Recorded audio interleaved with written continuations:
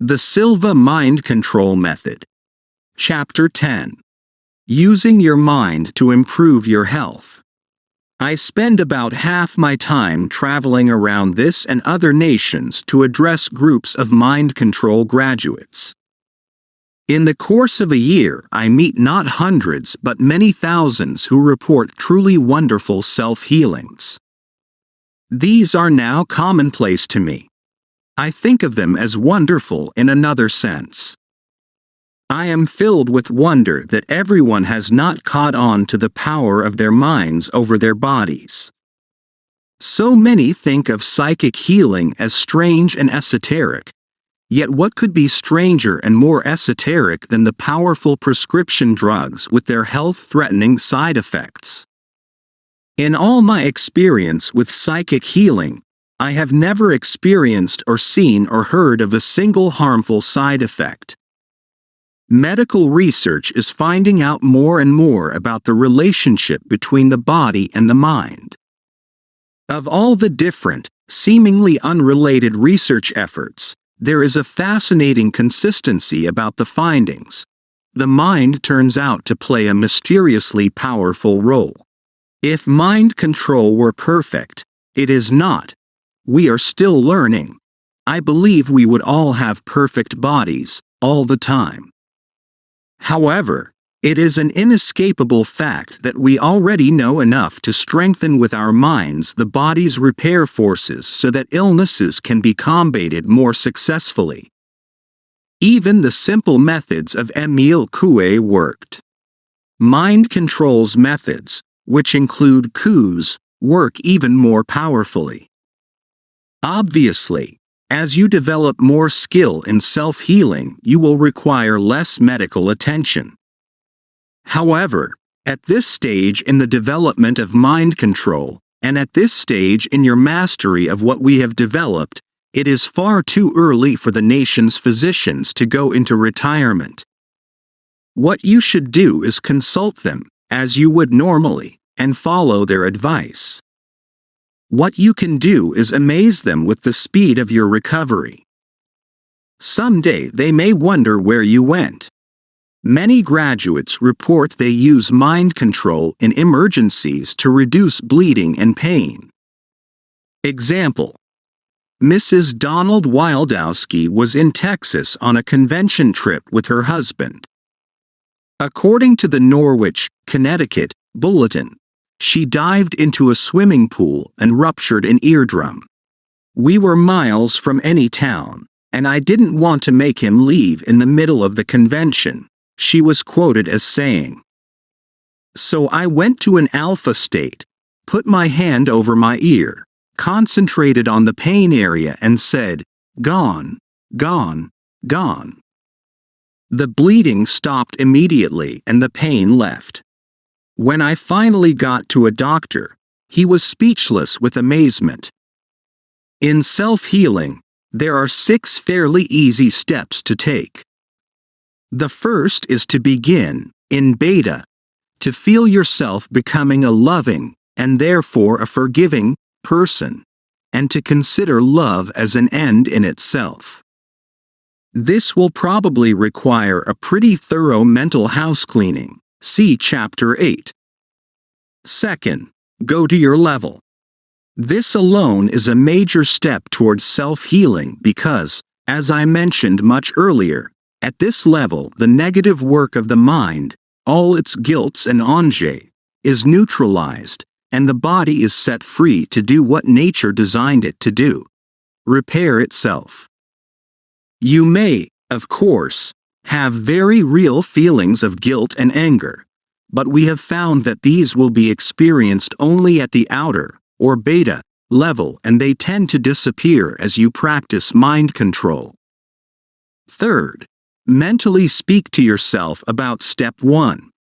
Express your desire to achieve a thorough mental house cleaning, to use positive words, to think positively, to become a loving, forgiving person. Fourth, mentally experience the illness that is troubling you. Use the mental screen and see and feel the illness. This should be brief. Its purpose is simply to focus your healing energies where they are needed. Fifth, quickly erase this image of your illness and experience yourself as completely cured. Feel the freedom and happiness of being in perfect health. Hold on to this image. Linger over it, enjoy it, and know that you deserve it. Know that now in this healthy state you are fully in tune with nature's intentions for you. Sixth, reinforce your mental house cleaning once again, and end by saying to yourself, every day in every way I am getting better, better, and better. How long should this take and how often should you do it? My experience is that 15 minutes is about the best length of time. Go through this exercise as often as you can, no less often than once a day. There is no too much. Allow me to digress for a moment.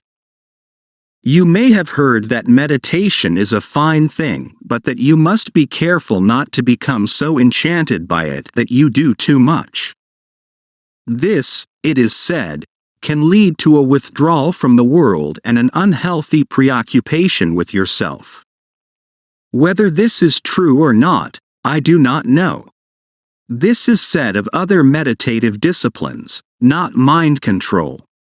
Our emphasis is on involvement with the world, not withdrawal from it, not with transcending practical problems or ignoring them, but with facing them head-on and solving them. You cannot do too much of this. To return to self-healing, there is no end to step 1. Practice it in beta, alpha, and theta. Live it. If you feel it slipping during the day, put your 3 fingers together for instant reinforcement. Many of our mind control centers publish newsletters for their graduates. These are filled with reports from graduates on what mind control has done for them. Stories of how they control headaches, asthma, fatigue, and high blood pressure are too numerous to count. Here is one, which I select because the author is a practicing physician. From the time I was about 11, I had migraine headaches. At first they occurred occasionally and could be controlled, but then as I grew older they became worse and finally I was having cluster headaches, lasting 3 or 4 days, with only a 2-day interval between attacks. A full-blown migraine is devastating, usually involving one side of the face and head. The eyes feel as if they were being pushed out of their sockets.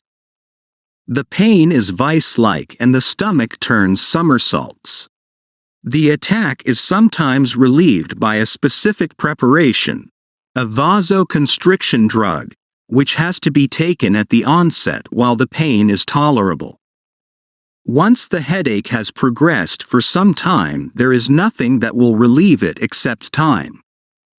I was getting to the point where I had to take the preparation every 4 hours, and even then the relief was only partial.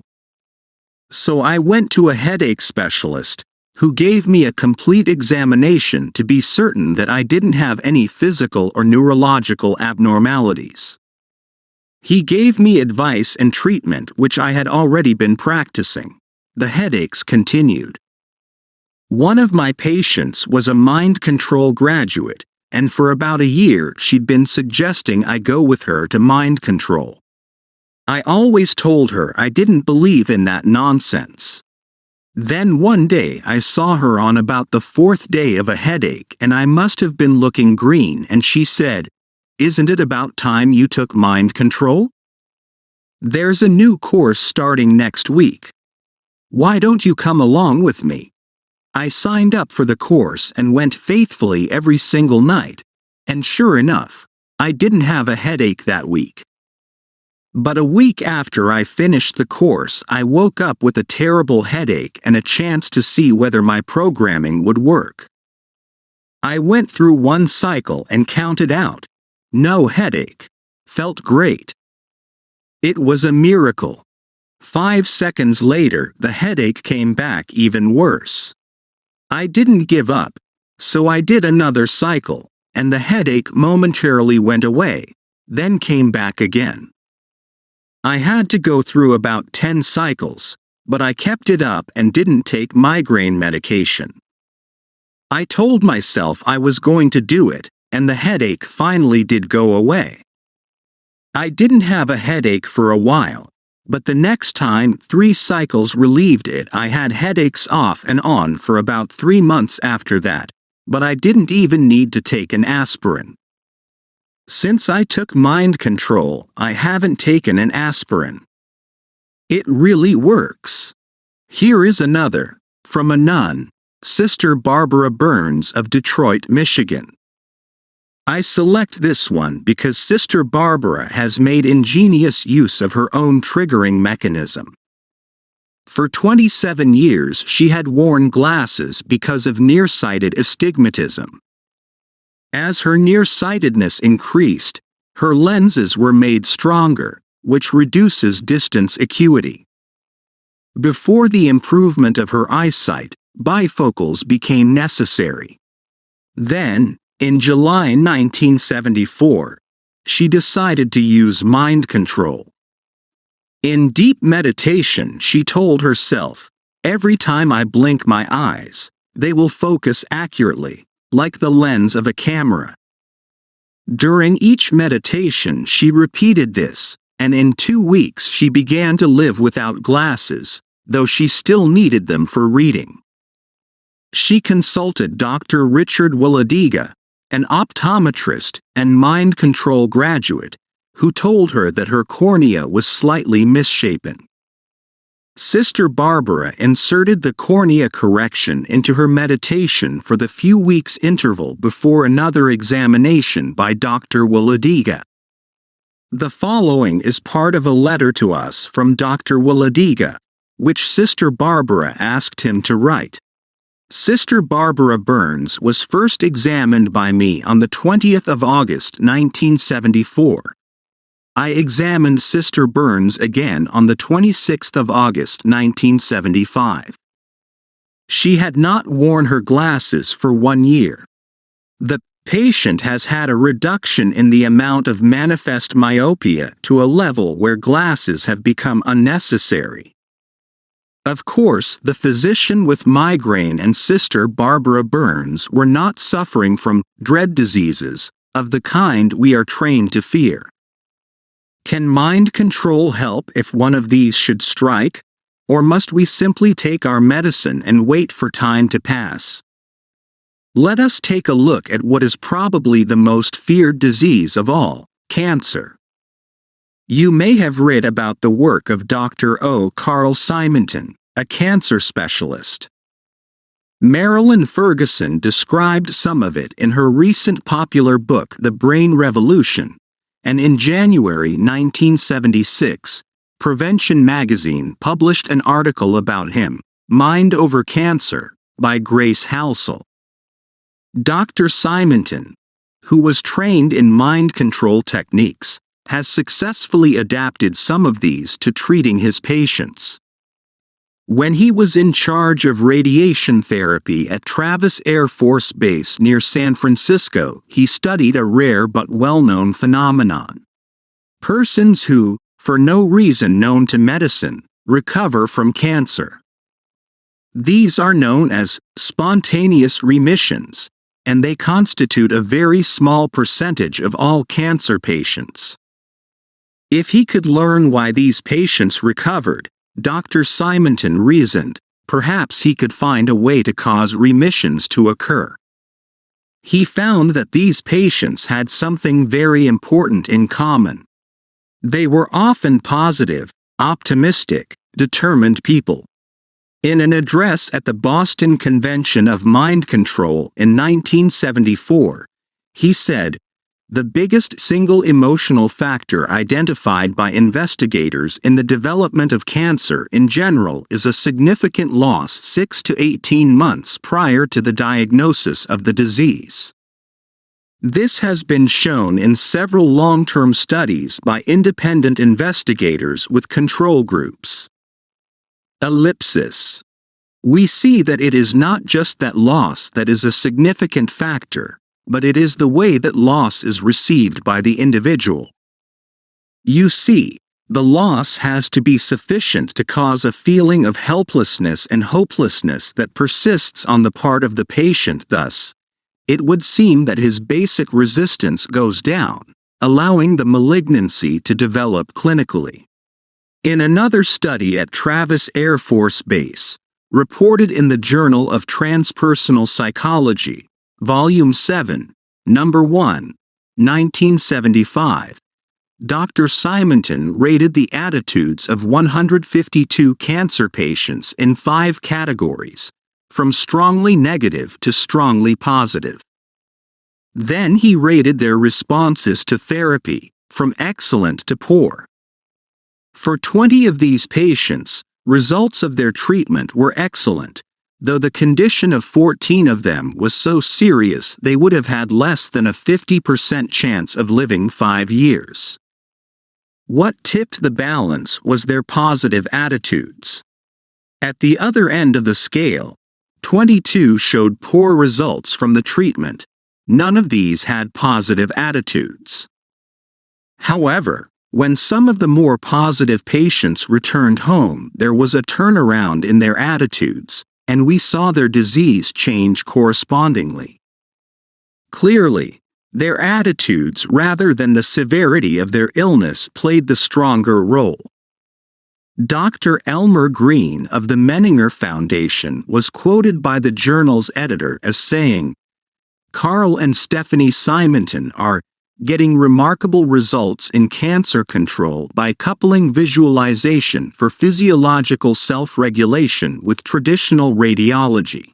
In his Boston speech, Dr. Simonton quoted the president of the American Cancer Society, Eugene Pendergrass, who said in 1959, "There is some evidence that the course of disease in general is affected by emotional distress.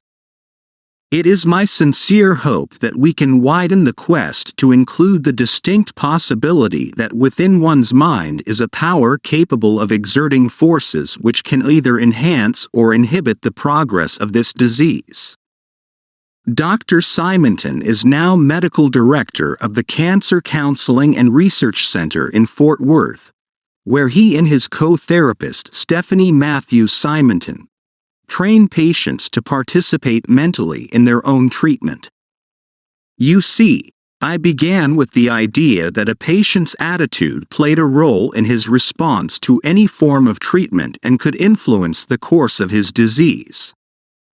As I explored this, I found that mind control, biofeedback, and meditation concepts gave me a tool to use in teaching the patient how to begin the interaction and become involved with his own health process. I would say that it is the most powerful single tool that I have to offer the patient emotionally.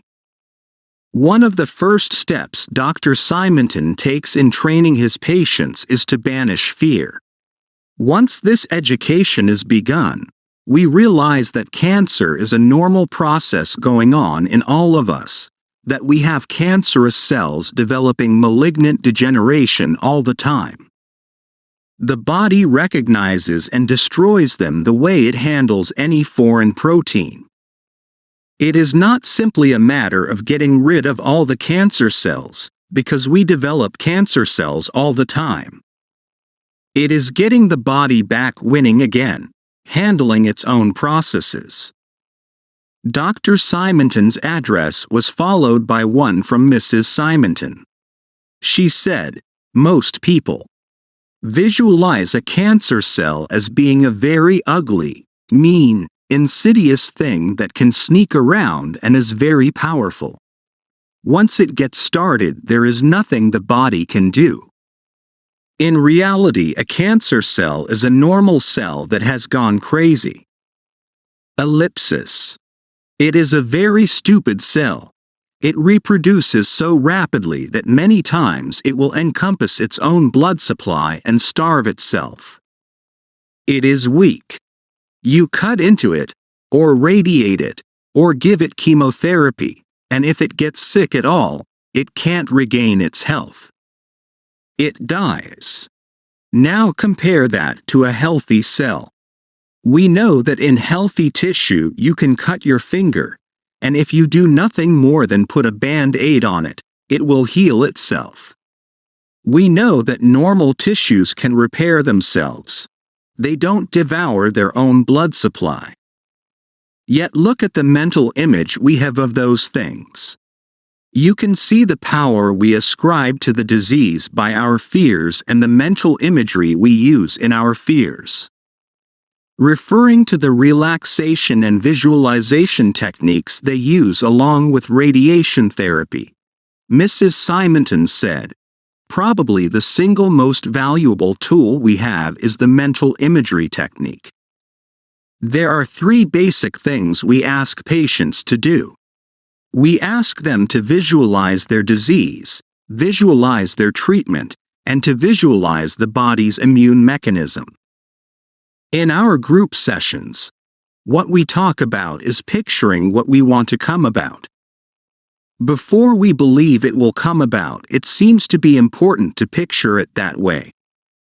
One of the main things we talk about is the meditation. How often are you meditating? What are you doing in your meditation?